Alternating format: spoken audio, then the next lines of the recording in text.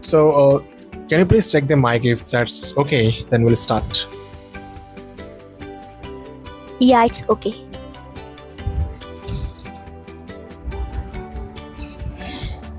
Hello and welcome to Ingo Plus. I'm your host, MD Minhaj, and today we are going to dive deep into the common challenges that English learners face.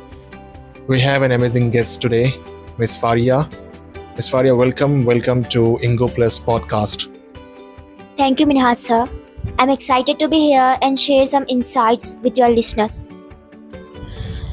So let's start with the first challenge, translation based learning. This is when learners rely heavily on translating from their native language into English, right? Yeah, exactly. It's quite common, but it can slow learners down. For example, instead of thinking in English, they try to first translate every word from, say, Hindi or Kannada to English. This creates confusion among the students and makes sentences sound unnatural. Yeah, exactly.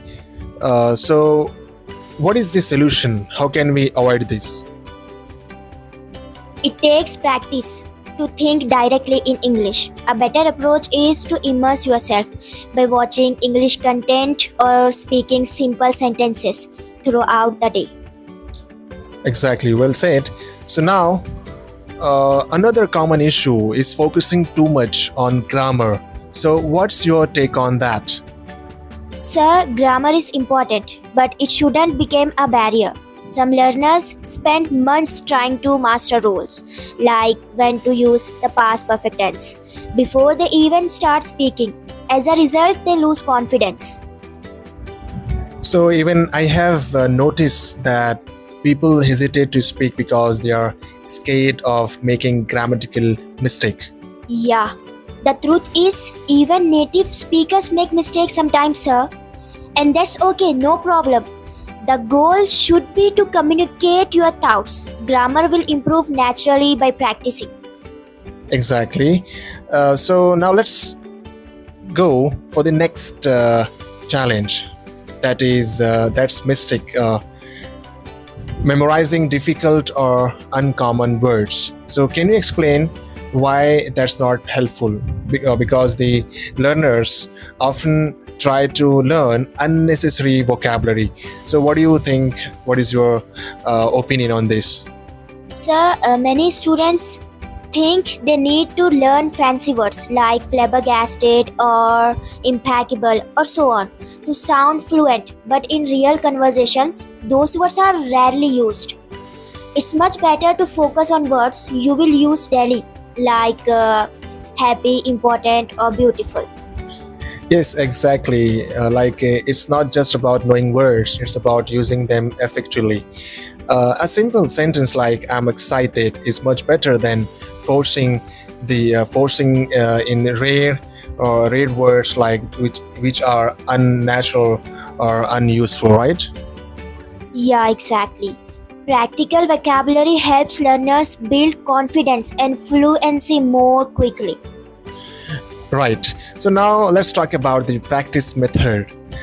Because many I found that many people are practicing, but they don't know whether they are practicing right or wrong. So the wrong way of practicing English. This is also an issue. Yes, sir.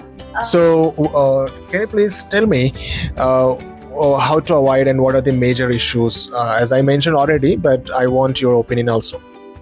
Uh, One major mistake is practicing alone without practicing speaking aloud. Many learners just read books or watch videos silently, thinking they are improving. But speaking is a skill that needs active practice. That's great point. That's great point. So just reading silently is not enough. So learners need to speak out loudly to improve them, right? Yes, sir, because I already mentioned speaking is a skill that needs active practice. Exactly. So even simple conversation with friends or family can make a big difference, right?